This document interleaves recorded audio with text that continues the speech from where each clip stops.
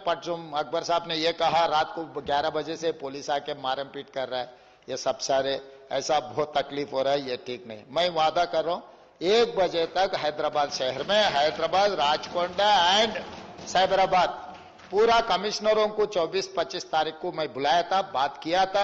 रात को 1 बजे तक जो रेस्टोरेंट्स है अदर देन लिक्कर, जो भी है लिक्कर का जो टाइमिंग है वो टाइमिंग में वो बंद हो जाने वाला है।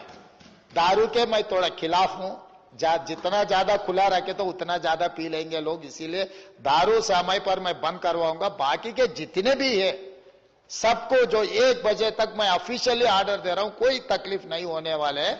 And moreover I wanted to परचून अकबर साहब ने ये कहा रात को 11 बजे से पुलिस आके मारम पीट कर रहा है, ये सब सारे ऐसा बहुत तकलीफ हो रहा है, ये ठीक नहीं। मैं वादा कर रहा हूं 1 बजे तक हैदराबाद शहर में, हैदराबाद, राचकोंडा एंड साइबराबाद पूरा कमिश्नरों को 24-25 तारीख को मैं बुलाया था, बात किया था।